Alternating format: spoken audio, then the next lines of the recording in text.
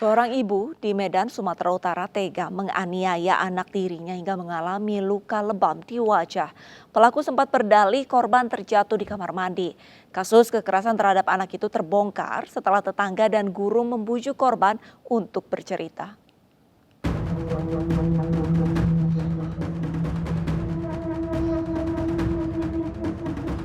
Sebut saja Bunga. Di usianya yang baru 7 tahun, ia menderita sejumlah luka lebam di wajah. Dengan suara lirih dan terbata-bata, bocah polos ini menceritakan kisah pilu yang diderita kepada guru dan wali murid. Sebuah aksi kekerasan yang tidak pantas dilakukan seorang ibu kepada anaknya. Berbekal cerita korban, polisi menangkap Lisnauli Sitorus, ibu tiri korban. Pelaku diperiksa intensif di Unit Perlindungan Perempuan dan Anak Mapolrestabes Medan. Kasus penganiayaan bocah ini berawal saat korban belajar di rumah. Merasa anak tirinya sulit diajari, pelaku kesal dan menganiaya korban dengan penggaris besi. Kasus penganiayaan anak ini mulai terkuak setelah korban tiba di sekolah. Guru dan wali murid curiga melihat wajah korban penuh lebam. Mereka kemudian menanyai korban. Meski awalnya korban mengaku lukanya akibat jatuh di kamar mandi, namun setelah dibujuk, korban mengaku dianiaya ibu kandung. Jengkel kemudian mengambil penggaris yang terbuat dari besi, dia memukul wajah si anak, kemudian mendorong mukanya, kemudian sampai luka ada di matanya. Kemudian yang bersangkutan karena merasa jengkel, beberapa kali memukul si anak korban ini. Karena ketidaksabarannya dalam mendidik anak, Lisnauli Sitorus kini berhadapan dengan aparat penegak hukum.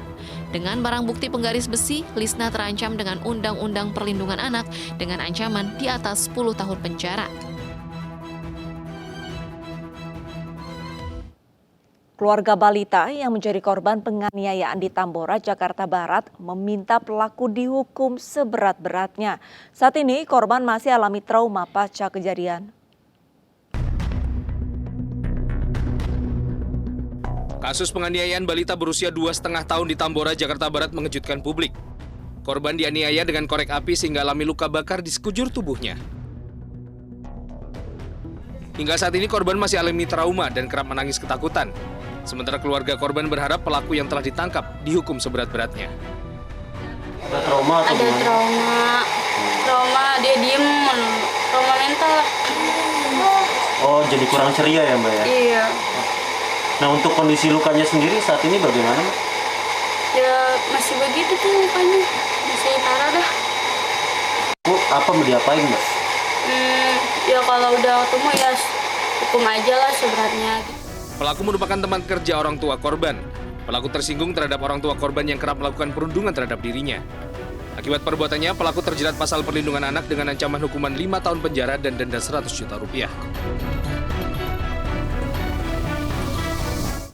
Di Tapanuli Tengah, pemirsa, Sumatera Utara, seorang remaja dianiaya ayah tirinya hingga tangan kanannya cacat. Tangan korban dibakar setelah ketahuan ayah tirinya menjual beras di rumah untuk membeli es krim. Hal itu dilakukan karena pelaku tidak memberi uang senilai Rp2.000 yang diminta korban.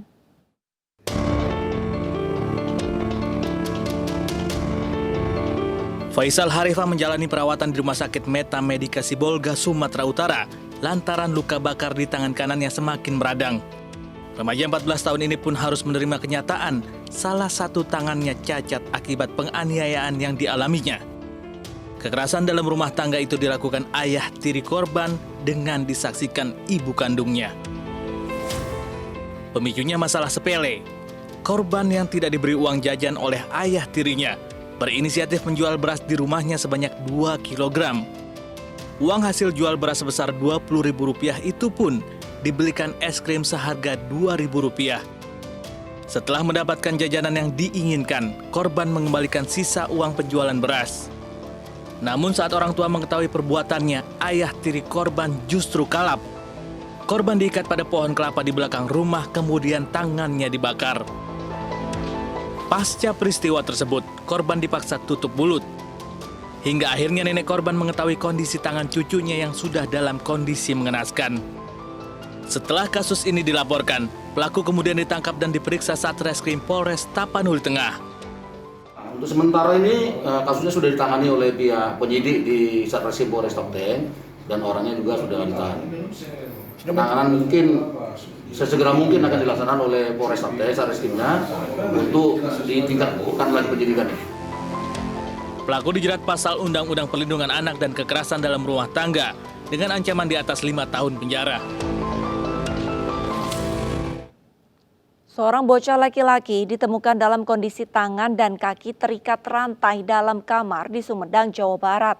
Polisi bergerak cepat dan menetapkan bibi korban sebagai tersangka.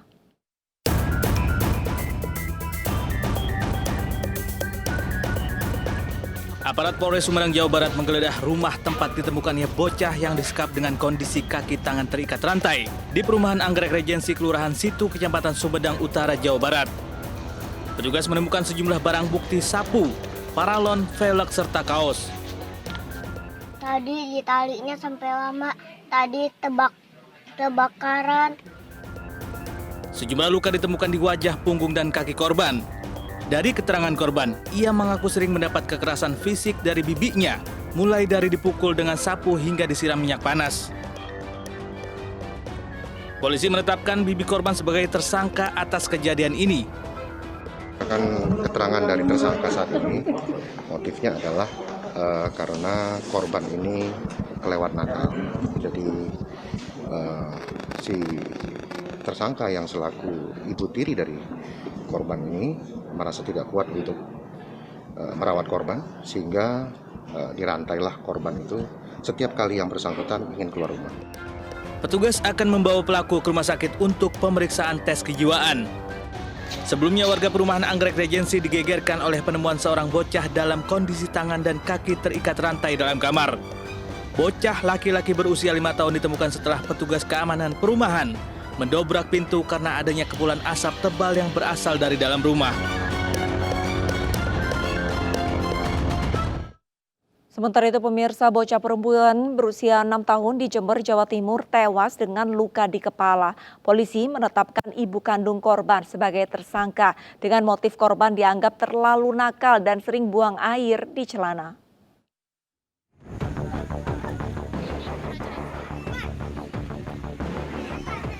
Warga desa Jamintoro, Kecamatan Sumber Baru, Jember, Jawa Timur gempar dengan kabar kematian bocah 6 tahun Reva Saputri. Menurut warga yang ikut mengevakuasi jasad Reva, pada tubuh anak perempuan itu terdapat lebam.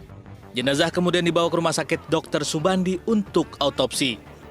Sebelum meninggal, korban sempat mengeluh sesak nafas dan mual. Dugaan penganiayaan pun mencuat karena beberapa bulan lalu guru sekolah korban melihat sejumlah memar di tubuh Reva. Dari penyelidikan aparat Polres Jember bersama Polsek Sumber Baru, kematian siswi kelas 1 SD itu dianggap tidak wajar. Hasil autopsi juga menyatakan ada 4 titik lebam di kepala korban serta pembengkakan dan pendarahan otak. Pasca pemeriksaan sejumlah saksi, polisi menetapkan ibu korban, Iva Rustiana, sebagai penyebab kematian anaknya. Kepada polisi, wanita 27 tahun itu mengaku kesal dengan kenakalan anaknya dan juga perbuatan korban yang sering buang air besar di celana. Menurut polisi, tindakan kekerasan yang dilakukan tersangka berlangsung sejak Oktober tahun lalu.